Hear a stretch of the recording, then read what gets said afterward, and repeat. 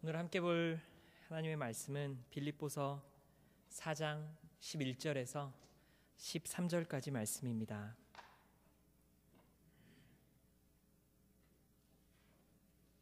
제가 읽겠습니다. 내가 궁핍함으로 말하는 것이 아니니라. 어떠한 형편에든지 나는 자족하기를 배웠노니 나는 비천에 처할 줄도 알고 풍부에 처할 줄도 알아. 모든 일 곧 배부름과 배고픔과 풍부와 궁핍에도 처할 줄 아는 일체의 비결을 배웠노라. 내게 능력 주시는 자 안에서 내가 모든 것을 할 수 있느니라. 아멘. 2015년 새해가 시작하고 두 번째 주일이 되었습니다. 새해를 맞은 지 열흘 남짓 지나면서 주변에 계신 이웃, 친구, 가족분들과 새해 인사들을 나누셨으리라 생각합니다. 또한 각자의 마음을 돌아보고 새로운 다짐을, 그리고 그 새로운 다짐으로 마음을 새롭게 하셨을지도 모르겠습니다. 새해가 되면 우리는 많은 다짐들을 하고 서로에게 덕담들을 주고받곤 합니다. 요즘에는 멀리 떨어져 있는 사람들과도 이메일로 혹은 휴대폰 문자로 덕담을 나누곤 합니다. 우리가 가장 많이 하는 새해 인사인 새해 복 많이 받으세요 를 포함해서 건승하시길 빕니다. 행복하시길 바랍니다. 새해에는 원하시는 일 꼭 이루어지기를 바랍니다. 그렇게 우리가 전하는 인사에는 서로에게 새해에 좋은 일들이 일어나기를 바라는 소망과 우리의 바람이 담깁니다.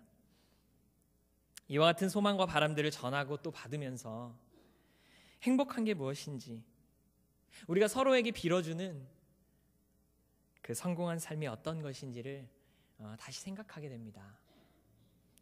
얼마 전에 제가 우리 주일학교 선생님들과 그 어린이 주일 예배 전마다 나누는 말씀 시간에 잠깐 소개했던 우스갯 이야기인데요. 누가 썼는지 출처를 알 수 없고 한 개인의 생각을 적어놓은 글이니 좀 편안하게 들어보시기 바랍니다. 제목, 성공한 인생. 10대 성공한 아버지를 두었으면 성공. 20대 학벌이 좋으면 성공. 30대 좋은 직장에 다니면 성공. 40대 이 차를 쏠 수 있는 경제력이 있으면 성공. 50대 공부 잘하는 자녀가 있으면 성공.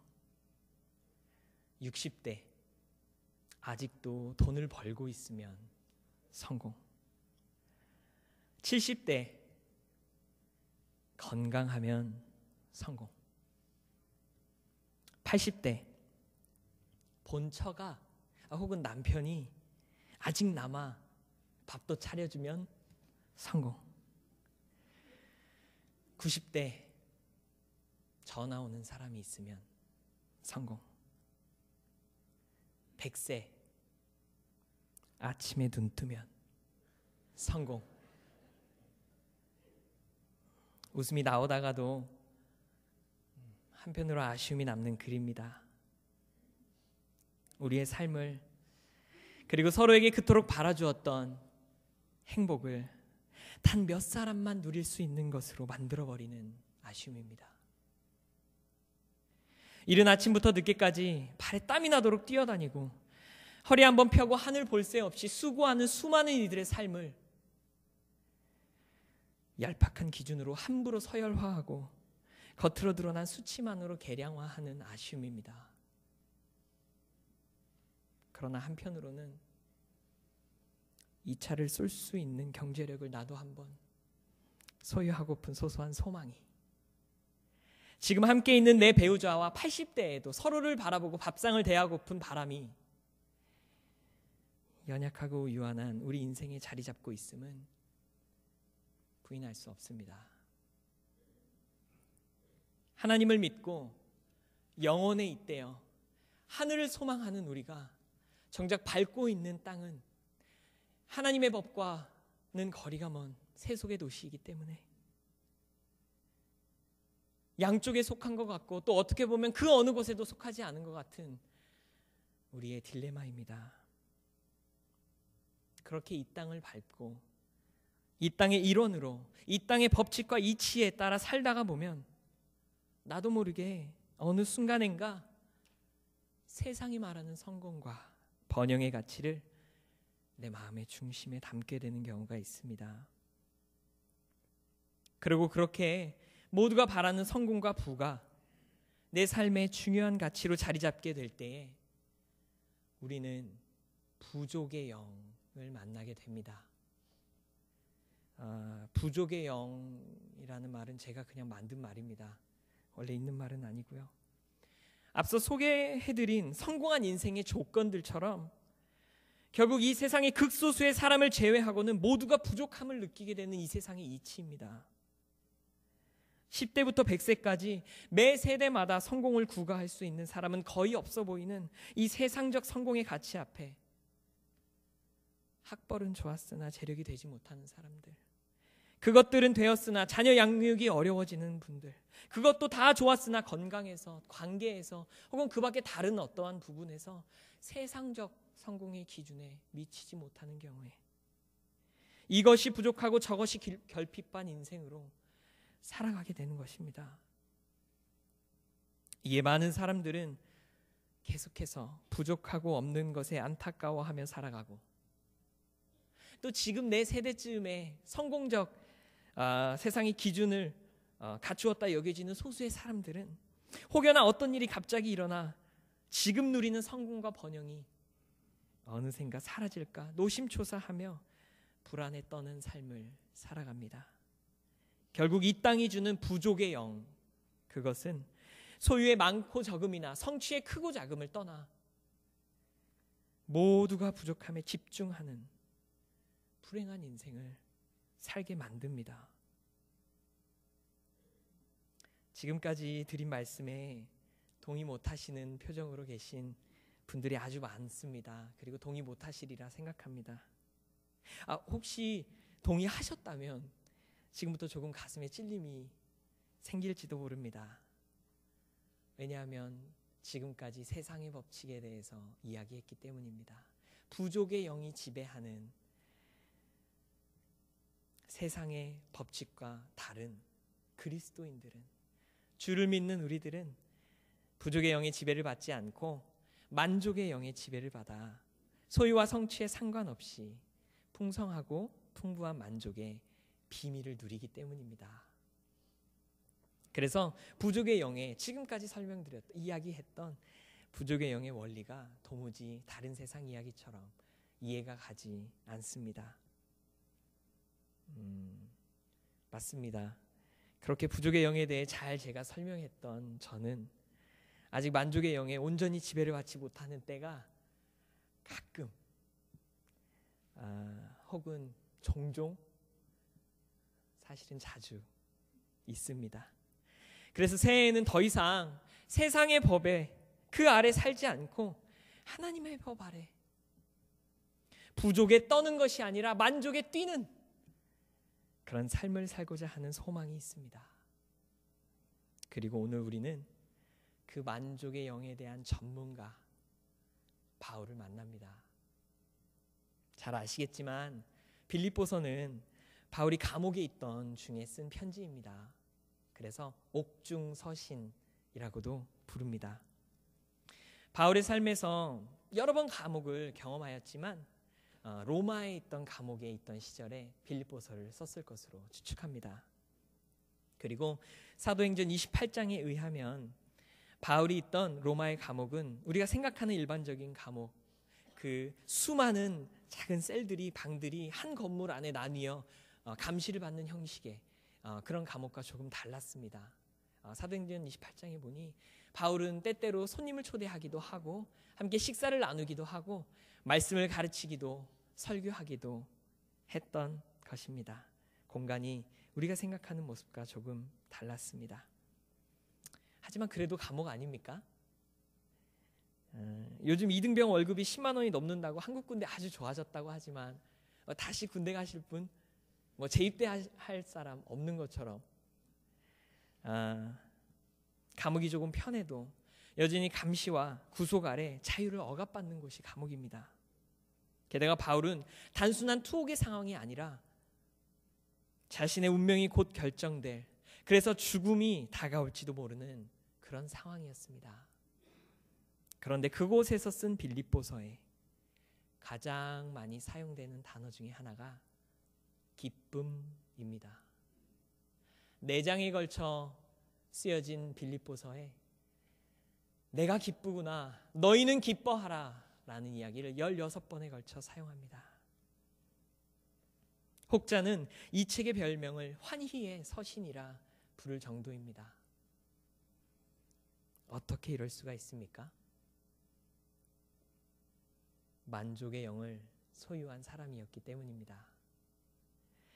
바울이 부족의 영을 가졌다면 이 상황에서 기뻐할 수도, 기뻐하자고 권할 수도 없었을 것입니다. 오히려 세상적 성공의 기준, 그것을 떠올리며 자신의 상황을 한탄하고 부족함에 불평해야 맞습니다. 바울이 어떤 사람입니까? 그의 태생은 당시 모든 사람들이 원했던 신분, 로마의 시민권자였고요.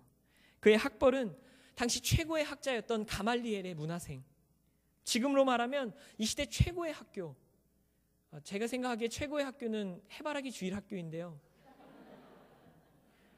혹시 우리 중에 해바라기 주일학교 학벌을 가진 자녀들 계시는 분들은 자랑하셔도 좋습니다. 하나님이 교장 선생님이 되시고 하나님의 말씀이 교과서인 학교라서 그렇습니다. 바울은 그렇게 최고의 학벌과 집안을 가지고 자랐지만 그의 인생의 전성기를 할 수 있는 시기에 여러 곤경과 어려움, 죽음의 위협과 숱한 매임을 당하며 살았습니다. 그가 부족의 영을 소유한 자였다면 절대로 기뻐하고 감사할 수 없는 상황이고 환경입니다. 하지만 그가 만족의 영을 소유한 사람이었기 때문에 그는 기뻐하고 만족할 수 있었습니다. 얼마 전에 한 영상으로 접하게 된 한국의 김희아 씨에 대한 이야기를 잠시 소개하려고 합니다. 그분은 태어날 때부터 얼굴에 반절에 붉은 반점을 가지고 태어났다고 합니다. 외모를 중요하게 여기는 한국에서 여성분이 이런 부분을 가지고 사는 것은 삶에 적지 않은 짐이 되리라 짐작할 수 있습니다. 그리고 아마도 이를 이유로 태어난 지 며칠 되지 않아 부모에게 버려져 보육원 생활을 하며 자랍니다. 그래도 좋은 보육원을 만나고 좋은 원장 선생님을 만나고 또 그 안에서 하나님을 만나 건강하게 자랍니다. 그런데 세상은 참 나쁘고 잔인했습니다. 10살이 되던 해에 학교 미술 시간에 선생님이 준비물 가지고 오지 않은 학생 앞으로 나오라고. 그리고 김희아 씨는 보육원에서 자라면서 학교의 준비물을 모두 다 준비할 수 없는 사정이어서 빈손으로 학교를 오게 되었고, 그리고 그 수업 시간에 앞으로 나가게 됩니다. 선생님이 말씀하셨어요. 너는 아무 준비물 가지고 오지 않아 그릴 준비도 되지 않았으니 앞에 앉아 모델이나 해라. 그때부터 학급의 친구들은 김희아 씨의 얼굴을 그리기 시작합니다. 그리고 그의 나이 10살, 초등학교 3학년 때 세상의 렌즈로 보는 자기의 모습을, 세상의 미의 기준으로 해석한 자기의 얼굴을 처음으로 보게 됩니다. 누구는 괴물이라 부르고 누구는 경멸의 눈빛으로 쳐다보았던 이유를 깨닫고 충격을 받게 됩니다. 그리고 그 이후로 그녀는 다시는 얼굴을 들고 길을 걷지 못하게 되었다고 합니다. 엎친 데 덮친 격으로 25살이 되던 해에 나머지 반절의 얼굴에 암이 찾아왔습니다. 피부에 암이 찾아오기 쉽지 않을 텐데 어려운 치료의 과정을 거쳐 눈 밑 뼈부터 앞니 바로 위 뼈까지를 제거하고 나머지 한 얼굴을 어려움 가운데 가지고 살아갑니다. 그러나 이분이 만족의 영을 소유한 사람이었던 것 같습니다. 얼마 전에 자서전을 냈는데 책 제목이 내 이름은 예쁜 여자입니다. 실제로 희아 이름이 아름다울 희 아이 자였는데 그렇게 고백하였습니다. 그리고 그가 가장 많이 하던 말이 내 삶의 힘은 감사입니다 였습니다. 세상적 기준으로 그보다 나은 환경에 사는 수많은 사람들이 불평과 분노와 울분 가운데 휩싸여 살아가는데 그분은 감사를 잃지 않고 있었습니다. 후에 만족의 영을 소유한 다른 아름다운 청년을 만나 사랑하고 지금은 건강하고 예쁜 두 딸아이의 엄마로 살고 있다고 합니다. 바울도 그랬고 김희아 씨도 그랬고 상황을 초월하는 상황에 영향을 받지 않는 감사와 만족이 있음을 우리 봅니다. 참 닮고 싶은 부분입니다. 이는 만족의 영을 소유한 사람들의 특징이고 능력이 아닐까 생각합니다. 오늘 본문 11절에 바울이 바로 그 점을 말하고 있습니다. 내가 궁핍함으로 말하는 것이 아니니라 어떠한 형편에든지 나는 자족하기를 배웠노니. 바울은 감옥에서 궁핍한 중에 있었지만 그 형편을 뛰어넘는 만족의 비밀을 배운 것입니다. 사실 바울의 시대에 지금 사용하였던 그 단어 자족 혹은 만족이라는 말을 사용하면 떠오르던 무리들이 있습니다. 스토아 학파입니다. 여러분들 이미 잘 아시겠지만 잠깐 설명드리자면 스토아 학파는 시대에 따라 아테네 그리고 로마 등지를 거점으로 하여 세속적인 것을 거부하고 극기와 금욕을 주장하였던 무리들이었습니다. 그래서 인간의 수련과 의지적인 힘으로 세상적 걱정이나 근심으로부터 자유로운 상태를 유지하게 될 때 이를 만족 혹은 자족이라 불렀습니다. 그래서 바울이 이 말을 사용할 때 사람들은 스토아 학파의 그 의지적으로 수련을 통해 얻어들인 철학적 개념의 자족 혹은 만족을 떠올렸을지 모릅니다. 그런데 바울이 말하는 만족은 그러한 인간의 의지적 노력으로 만족하자 지금 괜찮아를 수만 번 반복하며 얻어진 인위적 자족이 아니라 그가 실제로 겪은 풍부함, 빈곤이나 형편의 초라함을 뛰어넘는 만족과 기쁨을 실제로 느끼기에 한 고백입니다. 어떻게 추측하는지는 그 다음 구절부터 근거로 나옵니다. 17절, 18절, 19절에 오늘은 읽지 않았지만 바울이 반복해서 사용하는 단어 풍성한 열매, 내가 풍족하니 풍성한 대로 채우시리라 에서 보는 것과 같이 바울은 실제로 무언가가 풍성했습니다. 그가 괜찮아 이 정도 충분하니까 라고 의지적으로 되뇌이며 무소유를 만족으로 세뇌한 것이 아니라 세상적이고 물질적인 가치를 뛰어넘는 엄청난 무언가가 그의 마음속으로부터 넘쳐 흐르는 풍요로움으로 다가왔다는 것입니다. 이게 무엇일까요? 바울이 썼던 다른 책 고린도후서 4장 18절에서 그 단서를 찾아볼 수 있습니다. 제가 읽겠습니다.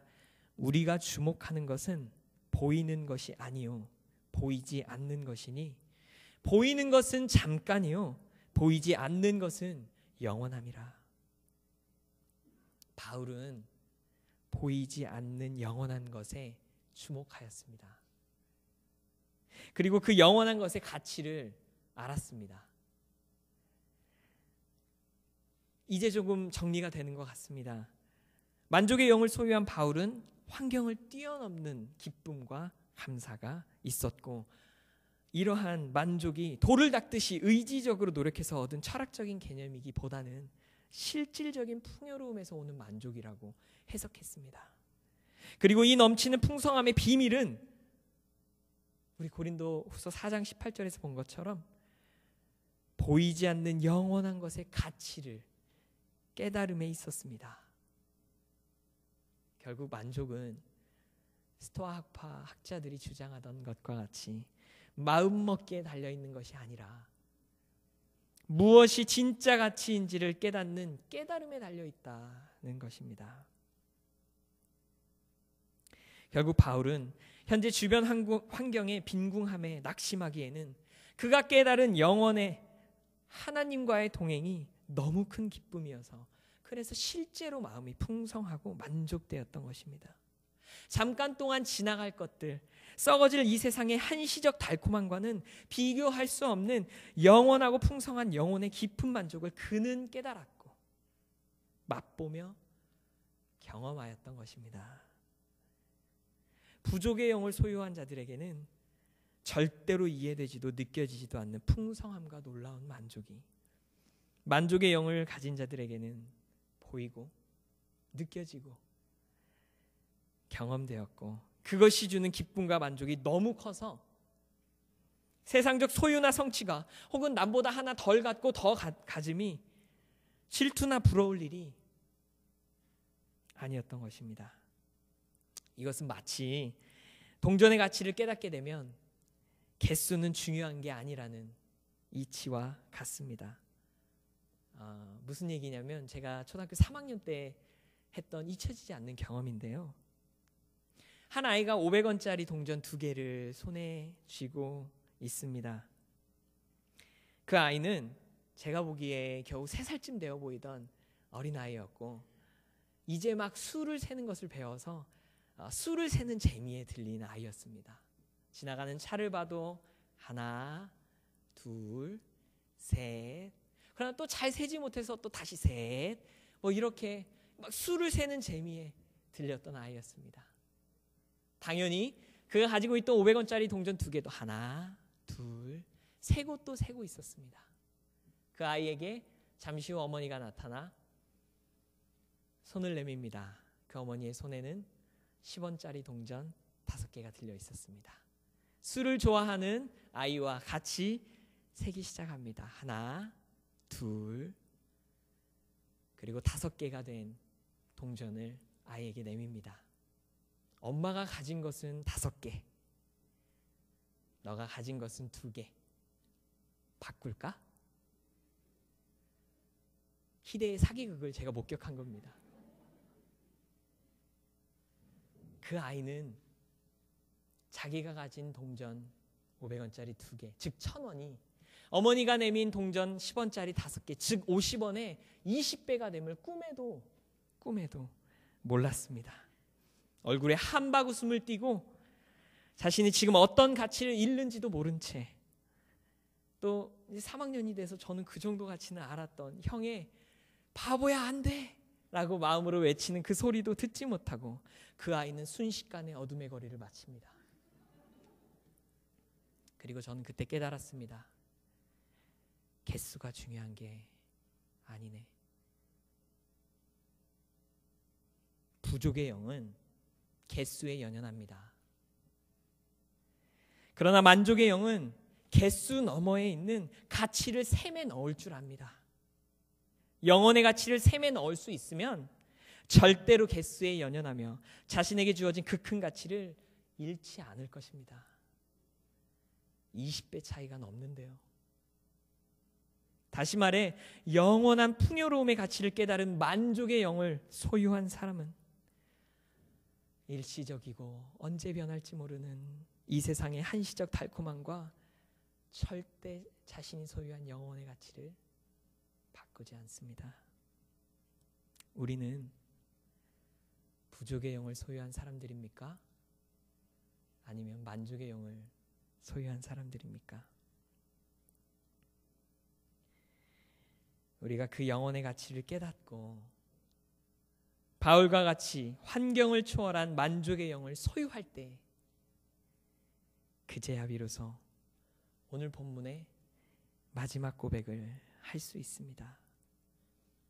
내게 능력 주시는 자 안에서 내가 모든 것을 할 수 있느니라. 한국 기독교인들에게 많은 사랑을 받는 구절이고 뭐 읽다 보면 왠지 모를 긍정의 힘이 불어넣어지는 것만 같은 말이지만 사실 우리가 오해해서 해석할 때가 많은 구절이기도 합니다. 여기 13절의 모든 것, 내가 할 수 있느니라 말했던 모든 것은 일반적인 모든 일, 어떤 사업도 내가 어떤 일도 능력 주시는 자 안에서 다 할 수 있는 나는 슈퍼맨이 될 수 있어 라는 의미가 아니라 12절에서 말한 모든 일을 지칭하고 있는 것뿐입니다. 그리고 12절에서 말한 모든 일은 모든 일, 곧 배부름과 배고픔과 풍부와 궁핍을 의미합니다.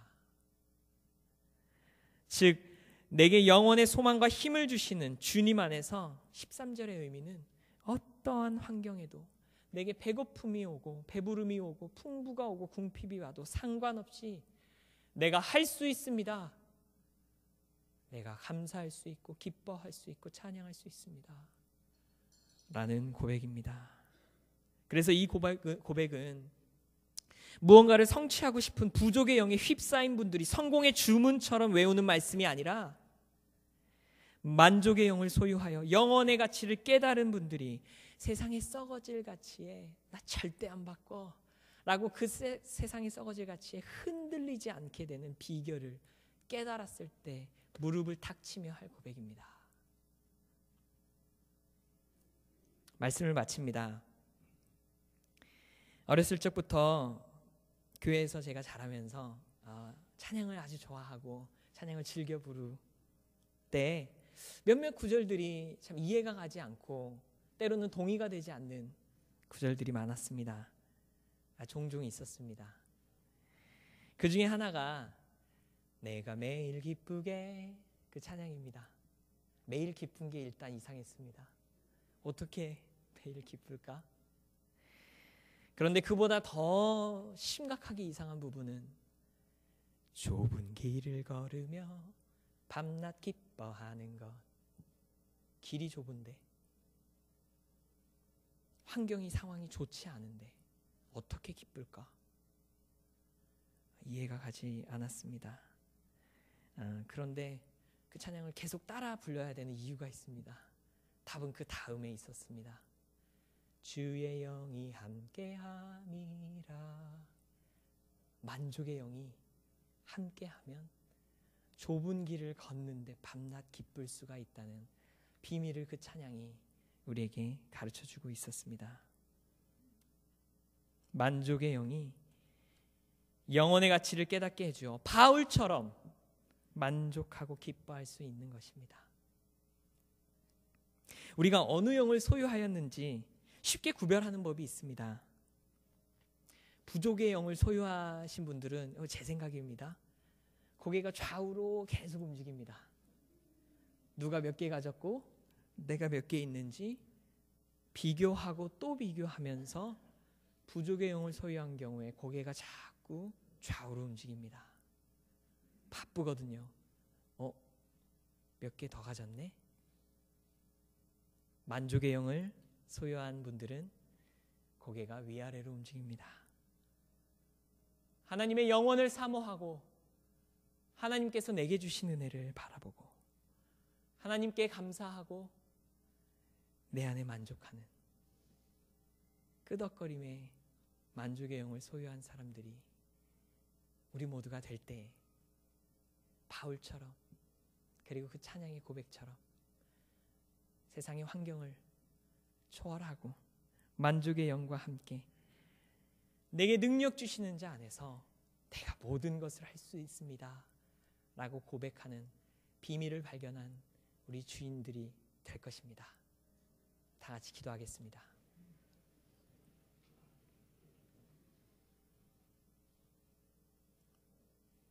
지난 한 주간도 프랑스 파리에서 우리 조국의 의정부에서 또 세계 곳곳에서 놀라고 아파하고 분노하며 눈물 흘리는 우리 인생들을 돌보시는 하나님, 바람 앞에 촛불처럼 언제 꺼질지 모르는 연약한 우리 삶에 영혼의 가치를 보여주시고 깨닫게 하시니 참 감사합니다. 그러나 우리 몸과 본성은 영혼의 가치를 갈망하기보다 이 땅의 일시적 달콤함에 젖어 있기를 좋아하니 주께 의지할 길 밖에는 없습니다. 우리의 영을 새롭게 하시어 환경 너머에 있는 섭리를 발견하게 하시고 개수 너머에 있는 가치를 알게 하시옵소서. 그리하여 주님 안에서 모든 것을 할 수 있는 풍성한 주의 제자들로 살게 하옵소서. 예수님의 이름으로 기도합니다. 아멘.